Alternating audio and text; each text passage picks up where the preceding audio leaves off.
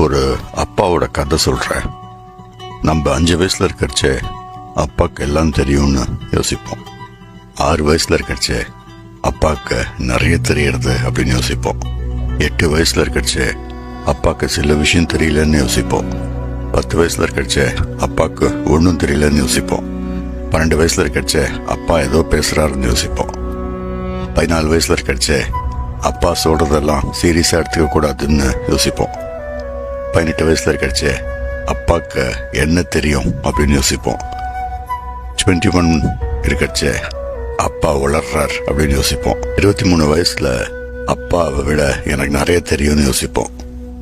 25 வயசில் அப்பாவுக்கு ஏதோ சில விஷயம் தெரியறதுன்னு யோசிப்போம்.